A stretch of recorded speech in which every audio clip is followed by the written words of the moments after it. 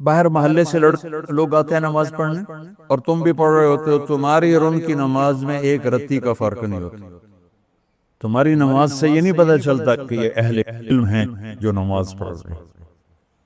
تمہاری نماز اور ایک دکاندار کی نماز ایک جیسی، باہر چائے بیچنے والے کی نماز اور تمہارے مشکات شریف پڑھنے والوں کی نماز ایک جیسی۔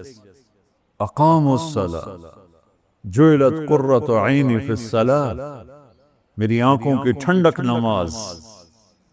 قرۃ عینی عربی محاورہ ہے، اردو محاورہ نہیں ہے، یہ عربی محاورہ وہاں سے اردو میں آیا ہے کہ ریت کے طوفان میں جب آنکھوں میں گرم ریت پڑتی تھی اور اونٹ تو آنکھیں بند کر لیتا تھا، لیکن چلانے والا تو آنکھیں بند نہیں کر سکتا، اسے تو راستہ دیکھنا ہے، تو وہ گرم ریت اس کی آنکھوں کو جلا دیتی تھی۔ تو چلتے چلتے چلتے چلتے جب اسے کوئی اونٹ نظر آتی، کوئی پہاڑی نظر آتی، کوئی کھو نظر آتی، کوئی چٹان نظر آتی، وہ اونٹنوں کو بٹھا کے بھاگ کے اس کے نیچے چھپتا اور جلدی سے مشکیزہ نکال کے پانی لے کر اپنی آنکھوں میں ڈالتا، اور تھوڑی سی جب ٹھنڈک ہوتی تو کہتا شکر ہے آنکھیں ٹھنڈی ہو گئیں۔ اس بدو سے سمجھو کہ نماز کی ٹھنڈک میرا نبی کیا کہہ رہا۔ ہم کیا سمجھ، ہم نے تو اے سی والی مسجد میں نماز پڑھنی، ہمیں کیا خبر کہ آنکھوں کی، میری آنکھوں کی ٹھنڈک نماز۔ ہمارا تو ٹھا ٹھا ٹھا ٹھا ٹھا چل رہے ہوتے۔ اقام الصلاۃ، نماز۔ ارحنا بہا یا بلال، بلال مجھے راحت پہنچا، اذان دے نماز پڑھیں، راحت پہنچا۔ مولانا سید خان صاحب رحمۃ اللہ علیہ سے کئی دفعہ سنا کہ مولانا الیاس صاحب رحمۃ اللہ علیہ کے ساتھ سفر میں چل چل چل، میوات پہاڑی علاقہ ہے، ہماری ٹانگوں میں سلاخیں پڑ جاتی ہیں اور ہم تھک کے چور ہو جاتے ہیں، اور جب ہم مسجد پہنچتے تو جاتے ہی گر کے سو جاتے، اور مولانا الیاس صاحب وضو کر کے نماز میں کھڑے ہو جاتے اور فرماتے تم سو کے آرام لیتے ہو، میں نماز پڑھ کے آرام لیتا ہوں۔ اور میں نے مولانا سید خان صاحب رحمۃ اللہ علیہ کو خود دیکھا، ان کی وقت سے ایک ہفتہ پہلے وہ غشی میں تھے، اذان ہوئی تو ان کے نواسے نے کان میں کہا الصلاۃ، تو آنکھیں کھول دی، اٹھ کے بیٹھے، ٹوائلٹ ان کو لے گئے، وضو کیا، میں ساتھ تھا، ویل چیئر پر لے کر ہم مسجد میں آئے، ویل چیئر سے کھڑے ہوئے، اور جب نماز کی ہوئی نا اللہ اکبر، تو میری آنکھوں نے دیکھا وہ یوں ہوئے ایسے، اور اللہ اکبر 4 رکعات عصر ساری پڑھی، اور اس سلام پھرتے ہی پھر یوں ہوئے، اور جب آ کے لٹایا پھر بے ہوش ہو۔ نماز ایسے پڑھی جیسے ایک نوجوان پڑھتا ہے، اس سے پہلے بھی بے ہوش، اس کے بعد بھی بے ہوش۔ جعلت قرۃ عینی فی الصلاۃ، یہ نماز بنانی پڑتی ہے، پڑھنے سے نماز نہیں بنتی، بنانے سے نماز بنتی ہے۔ اور میں اللہ کے سامنے کھڑا ہوں، یہ ہے اقامت صلاۃ، اور میری اور میرے رب کی گفتگو ہے جو کہ جعلت الصلاۃ بینی و بین عبدی، کہ نماز میرے اور میرے بندے کے درمیان مکالمہ ہے، میرا بندہ مجھ سے مناجات کرتا ہے، مجھ سے باتیں کرتا ہے۔ حضرت علی کا فرمان ہے جب میرا دل کرتا ہے میں اللہ سے بات کروں میں نماز پڑھتا ہوں، اور جب میرا دل کرتا ہے اللہ مجھ سے بات کرے تو میں قرآن پڑھتا ہوں۔ تو شکر ہے ہم نمازی ہیں، یہ بھی بہت بڑی دولت ہے، لیکن اللہ علم والوں میں کیا دیکھنا چاہتا ہے اور امت میں کیا دیکھنا چاہتا ہے کہ نماز ان کی آنکھوں کی ٹھنڈک اور دل کا سکون، سکھ اور چین بن جائے، نماز پڑھ کے ہلکے پھلکے ہو جائیں۔ یہ نماز بنانے سے، نماز کیسے بنتی ہے؟ پہلے باہر محنت کرنی پڑتی ہے، وہ کیا؟ آنکھ غلط نہ دیکھے۔ نماز بنانی ہے تو اس پر پردہ، اس پر پہرا بٹھاؤ، اور کانوں پہ پہرا بٹھاؤ، اور زبان پہ پہرا بٹھاؤ۔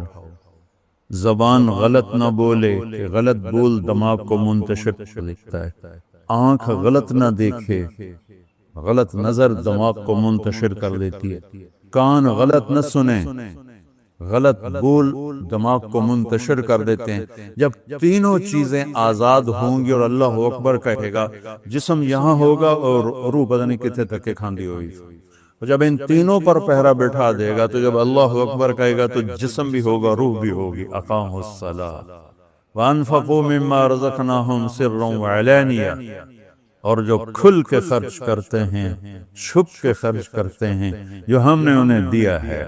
معافی کے ساتھ مولوی سکی نہیں ہوتے۔ لا یکلف اللہ نفسا الا وسعها، کوئی ایسی بات نہیں کہوں گا جو تم نہ کر سکو۔ یا اللہ، جو تمہیں پہلوں کو بڑے مشکل حکم دیے تھے نا، وہ نہ ہمیں دینا، سو کے دینا۔ بات تو مکمل ہوگی نہیں، اور مانگو کیا؟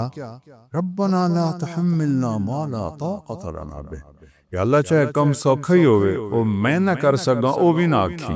اب بتاؤ اس سے زیادہ کیا اپنے رب کی رحمت بتاؤ۔ روح کو اللہ چاہیے، اللہ کے لیے کتاب اللہ ہے اور رسول اللہ ہے، ان دو سے تعلق کے بغیر اللہ کو نہیں پہچان سکتے آپ۔ اناٹومی پڑھے بغیر ڈاکٹر بن سکتے آپ؟ پہلا سٹیپ اناٹومی ہے۔ اندر کی دنیا آباد ہو جائے تب جا کے انسان کو سکون ملتا ہے۔ سب سے زیادہ پاورفل، طاقتور امریکہ ہے، تو وہاں سب سے زیادہ نشہ بکتا ہے۔ کیوں؟ ان کو تو نشہ نہیں کرنا چاہیے، ان کے پاس تو ہر چیز اویلیبل ہے، جو چاہیں وہ کریں، کوئی روکنے والا نہیں۔ پھر نشہ کیوں کرتے ہیں؟ یہ ہماری نوجوان نسل نشوں میں پڑ گئی ہے۔ کیوں پڑ گئی؟ کہ یہاں بربادی ہے، یہاں اس کے لیے کتاب اللہ ہے، رسول اللہ ہے، جو ہمیں اللہ کا پتہ بتاتے ہیں۔ الحمدللہ رب العالمین، پہلا تعارف دیکھیں۔ اور سبحان اللہ، اللہ کے صفاتی ناموں میں سب سے بڑے نام دو ہیں، رحمان اور رحیم۔ سارے ہی بڑے ہیں لیکن ان میں سب سے بڑے یہ دو نام ہیں، الرحمن الرحیم۔ قرآن میں ایک ہی سورت شروع ہوئی ہے الرحمن سے، تو اس کو قرآن کی دلہن کہتے ہیں علماء، الرحمن۔ تو اللہ نے بسم اللہ الرحمن الرحیم، الحمدللہ رب العالمین، الرحمن الرحیم، ہمیں تسلی دینے کے لیے کہ میں رحمان و رحیم ہوں۔ چونکہ قرآن قانون بتائے گا، زندگی کا طریقہ بتائے گا، تو مجھے یاد کرنا میں رحمان و رحیم ہوں، کوئی سخت بات نہیں ہوگی۔ لا یکلف اللہ نفسا الا وسعها، کوئی ایسی بات نہیں کہوں گا جو تم نہ کر سکو۔ ہاں، نفس بگڑ جائے تو اور بات، اللہ کا انکار کر دیتے۔ انہی قربان جائیں سورہ بقرہ کا جو آخر ہے اور سورۃ فاتحہ۔ ہمارے نبی نے فرمایا، یہ اللہ نے مجھے عرش کے خزانوں سے یہ کلام دے۔ اس کو جبریل لے کر نہیں آئے، جبریل آئے ساتھ ایک فرشتہ ہے اسپیشل، یہ دو کلام لے کر، للہ ما فی السماوات سے لے کر فانصرنا علی القوم الکافرین اور سورۃ فاتحہ۔ سورۃ فاتحہ سارے قرآن کا خلاصہ،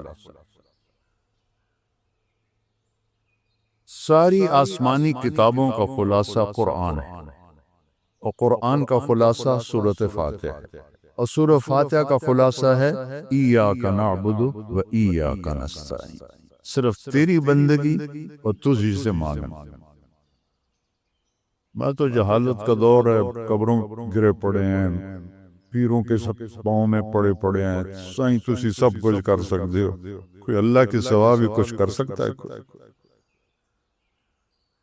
جسے جس وقت پکارو اسی وقت جواب دے، وہ تو صرف اللہ ہے اور تو کوئی نہیں۔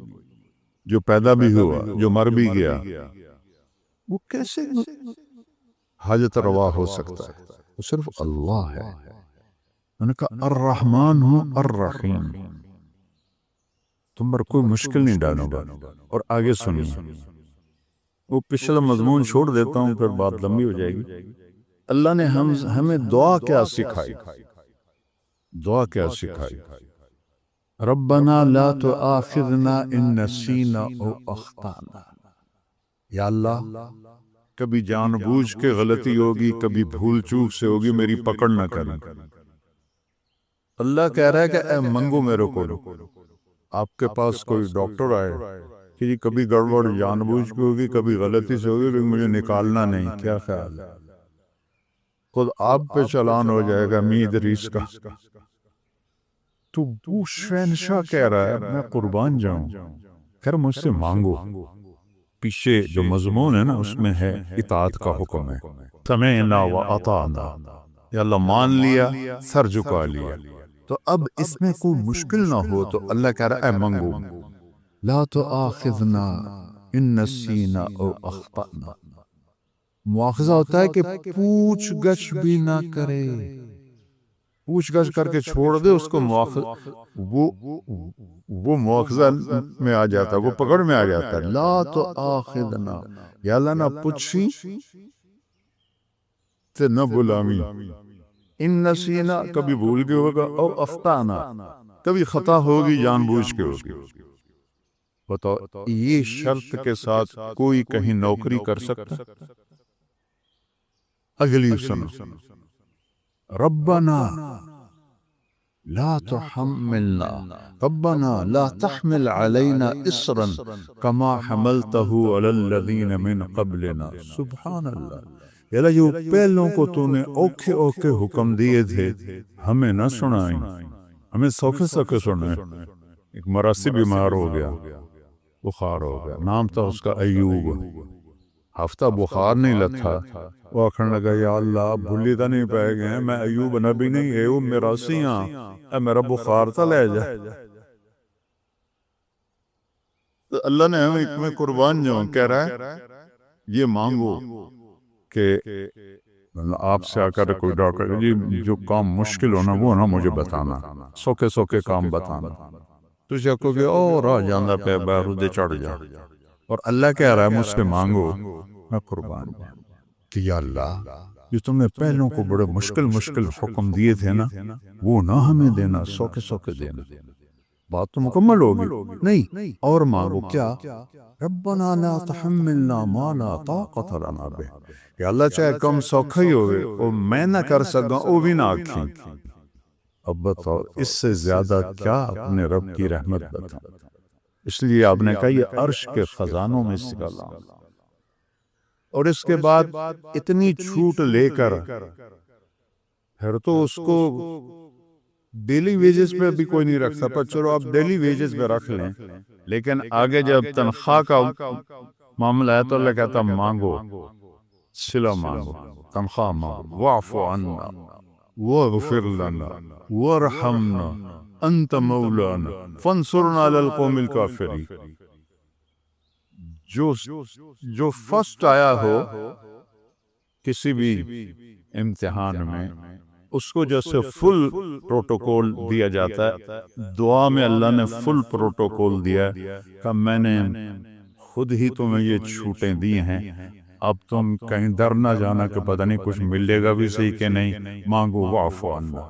پہلا کام یہ ہے کہ ہمارے گناہوں کا نشان مٹا دو، نشان مٹانے کو عفو کہتے ہیں، نشان مٹانا اس کو عفو کہتے ہیں، معافی نہیں کہتے، نشان مٹانا کا پہلا کام یہ کر کہ یہاں جو کچھ لکھا گیا نا پٹھے پاسے انہوں مٹا دے۔ وغفر لنا، دوسرا یہ کر کہ ہمیں معاف کر دے، تیسرا یہ کر ورحمنا، سنو جنت ہی دے۔ اور شاید تمہارے دلوں میں یہ بات آ گئی وہ ڈھیر مانگ لے، اس کو کہیں کم الٹا نہ ہو جاوے، تسلی کے لیے ایک جملہ انت مولانا، تو ہی تو ہمارا مولا ہے، تجھ سے نہ مانگے تو اور کس سے مانگے، چلو ایک اور بھی مانگ لو، پوری صرف جنت پہ تمہارا گزارا نہیں ہوگا، دنیا میں بھی عزت چاہیے، فانصرنا علی القوم الکافرین، میں دنیا میں کفار پہ عزت عطا فرما۔ سبحان اللہ، تو اللہ سے جڑنے کے بغیر روح مکمل نہیں۔ اور کھانے کے احتیاط کے بغیر جسم مکمل نہیں، میڈیسن سے نہیں یہ مکمل ہوتا۔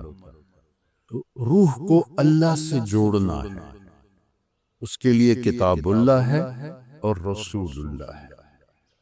قُلْ إِن كُنتُمْ تُحِبُّونَ اللَّهَ فَاتَّبِعُونِ، اگر دعویٰ کرتے ہو کہ ہمیں اللہ سے بڑا عشق ہے تو میری غلامی میں آؤ۔ اللہ کہہ رہے ہیں ان سے کہو کہ میری غلامی میں آؤ، میرے بن کے دکھاؤ، یحببکم اللہ، پھر میں تم سے پیار کروں گا۔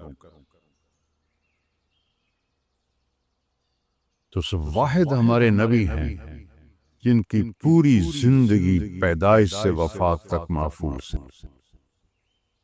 یعنی ایک معمولی سی بات، جب آپ کسی کو بلاتے تھے جیسے مرضی بلائیں، لیکن حدیث میں آتا ہے جب آپ کسی کو بلاتے تھے تو ایسے کر کے بلاتے، ایسے نہیں کرتے، کتنی چھوٹی بات، ایسے نہیں کرتے، ایسے کرتے۔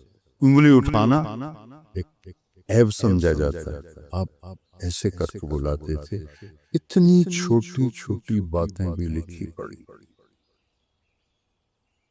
جب آپ کو کوئی بلاتا تھا ادھر سے یا رسول اللہ تو آپ ایسے نہیں کرتے تھے۔ اب یہ ساتھی کھڑا ہے، یہ مجھ سے کہے مولوی صاحب تو میں اتنا ہی کروں، ادھر والا کوئی کہے مولوی صاحب تو میں اتنا کروں۔ اور جب میرے نبی کو کوئی بلاتا تھا یا رسول اللہ تو آپ ایسے کرتے تھے، پورا سینہ دیتے تھے، گردن نہیں۔ ادھر سے کوئی بلاتا یا رسول اللہ تو آپ ایسے کرتے تھے۔ پیچھے سے کوئی بلاتا تھا فل موڑ کے اس کے طرف پھر کر کہتے تھے جی فرمائی۔ میں نے آپ کو چھوٹی سی مثال دی کہ میرے نبی کی زندگی کا ایک ایک ذرہ لکھا پڑا ہے۔ کوئی نبی ایسا نہیں ہے جس کی زندگی اس طرح محفوظ کی گئی۔ آپ کی چال کیسی تھی، آپ کی رفتار کیسی تھی، آپ کا معاملہ کیسا تھا، آپ گھر میں کیسے تھے، آپ باہر کیسے تھے، آپ نے شادیاں کیوں کی، زندگی سمجھانے کے لیے، چونکہ سب سے مشکل رشتہ خامد اور بیوی ہے، اسے نبھانا سب سے مشکل ہوتا ہے۔ تو آپ نے کہا دیکھو مجھے عورتوں کی کوئی خواہش نہیں ہے، میں نے جہاں شادی کی، جہاں بیٹی کی شادی کی، اللہ کی وحی آئی پھر میں نے قدم اٹھایا، ورنہ 25 سال کا نوجوان 40 سال کی بیوہ عورت سے شادی کر سکتا۔ آج کسی 25 سال کے بچے کو اس کا باپ کا پتر ہے 40 سال دی بیوہ ہے تیری شادی کرنے، وہ تو کراچی دوڑ جائے گا۔ آپ نے 25 برس 40 سال کی عورت کے ساتھ گزارا۔ جب ان کا انتقال ہوا، آپ کی عمر 50 سال ہوئی تو 10 شادیاں کر لی۔ زندگی سمجھائی، گھر میں زندگی، میاں بیوی کا نباہ بڑا مشکل ہوتا ہے، کیونکہ یہ خونی رشتہ نہیں ہوتا ہے، ایک بول پہ بنتا ہے، ایک بول پہ ٹوٹتا ہے۔ تو یہ سب سے مضبوط ترین اور اہم ترین رشتہ ہے کہ اس سے رشتے جنم لیتے ہیں۔ یہ پہلا رشتہ آدم و حوا کا قائم ہوا، حامد اور بیوی کا قائم ہوا۔ لنال 3-4 پتر بھی بنا کے دے دینا، اوپر مشکل ہے، کن فیکون ہی کرنا نہیں۔ اولاد پہلے ماں باپ، پہلے میاں بیوی بنایا، پھر اولاد دی۔ اور عجب میرے نبی کی شان ہے، جب وہ نکاح ہو گیا جنت میں تو اللہ نے کہا مہر دو، آدم حوا کو مہر دو۔ مہر کیا چیز ہے؟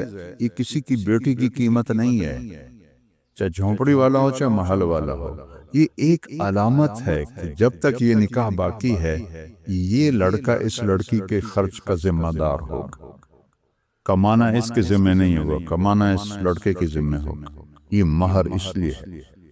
تو انہوں نے پوچھا جی کیا مہر دوں؟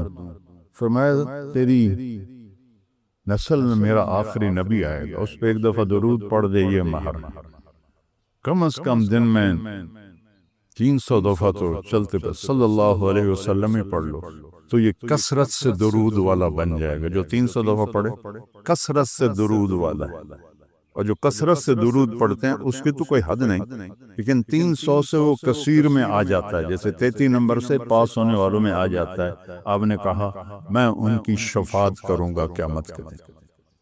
اپنے نبی کو پڑھو، ان کی زندگی پڑھیں، کسی بھی علم سے انسان نہیں بنتا سوائے علم نبوت اور در رسالت پر سر جھکانے کے بغیر انسان نہیں بنتا۔ ایک دفعہ ایک بدو آیا، کہنے لگا محمد آپ کبھی بدتمیزی کا جواب بدتمیزی سے نہیں دیتا۔ ہم کہا لبیک، ورنہ آپ کہتے ہو میں نبیوں کو منہ سنبھال کے بات کر۔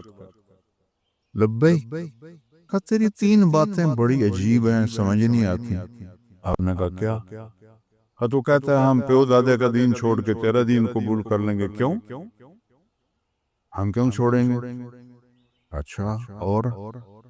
تو کہتا ہے روم بھی فتح ہو جائے گا، ایران بھی فتح ہو جائے گا، اے جڑے بیٹھے ہیں اے فتح کرن گے، کپڑے ہی پورے نہیں، جوتی کوئی نہیں، روٹی کوئی نہیں، انہیں فتح کرنا ہے، سپر پاور ایران اور روم۔ ہم کہا اچھا اور؟ تیسرا تو کہتا ہے مر جائیں گے، مٹی ہو جائیں گے، پھر اٹھ جائیں گے۔ بل آج تک کوئی قبریں سے اٹھی کے آیا؟ تو آپ مسکرائے۔ آپ نے کہا لعل الحیات تطول بک، جس کو بھی آپ نے یہ جملہ بولا اس کی عمر بڑی لمبی ہوگی۔ آپ نے کہا لگتا ہے تیری عمر لمبی ہوگی، تو ایک دن تو دیکھے گا یہ سارا عرب میرا کلمہ پڑھے گا، ایک دن تو دیکھے گا روم اور ایران فتح ہو کے مدینے میں آئیں گے، اور باقی رہے گی تیسری بات مر کے اٹھنے کی، تیرا یہاں سے ہاتھ پکڑوں گا اور تجھے یاد دلاؤں گا تیسری گل ہوگی کہ نہیں ہوگی؟ وہ کہنے لگا میں نہیں مندہ، واپس چلا جائے۔ تو فتح مکہ ہوا، سارا عرب کلمہ پڑھ گیا۔ کہنے لگا ایک گل تو ہوگی، حضرت عمر کے زمانے میں روم بھی فتح ہو گیا، ایران بھی فتح ہو گیا۔ کہنے لگا بلیا لوکا دوئی ہوگی کہ جائیں تری نہ ہو جائے، چل جا کے کلمہ پڑھ۔ تو ہم نے کہوں چھوڑ کے آیا، حضرت عمر کا دور تھا اور اس نے کلمہ پڑھا۔ وہ جب کبھی حضرت عمر کی مجلس میں آتا تو حضرت عمر کھڑے ہو جاتے۔ 22 لاکھ مربع میل کا حکمران اور عمر، جس کو دیکھ کے شیطان بھی راستہ بدل لیتا ہے، تو سارے لوگ بڑے حیران ہوتے ہیں، معمولی جہا بندہ ہے یہ دیواس سے امیر المومنین کھلو جانے کی چکر۔ تو ایک دن وہ فرمانے لگے میں تمہاری آنکھوں میں سوال دیکھتا ہوں کہ میں اس کے لیے کیوں کھڑا ہوتا ہوں؟ جس دن یہ مجلس میں آیا تھا اس دن میں بھی اس مجلس میں موجود تھا، تو اسے میرے نبی نے کہا تھا قیامت کے دن تیرا ہاتھ پکڑ کے یاد دلاؤں گا، اور اس دن جس کا ہاتھ میرے نبی نے پکڑ لیا جنت میں پہنچائے بغیر نہیں چھوڑیں۔ تو ایدکل تا سرٹیفکیٹ ہے جنت دا، اس لیے میں اس کی عزت کرتا ہوں۔ تو اپنے ہاتھ چھڑا لو اور حبیب کے ہاتھ میں ہاتھ دے، اپنی زندگی پہ ٹھپا لگا لو محمدی صلی اللہ علیہ وسلم، تو پھر ہوگا لَقَدْ خَلَقْنَا الْإِنسَانَ فِي أَحْسَنِ تَقْوِيمٍ، کہ ہم نے انسان کو بہترین مخلوق پیدا فرمایا ہر لحاظ سے، بشرط ہے کہ یہ 2 باتیں اس کے اندر ہوں۔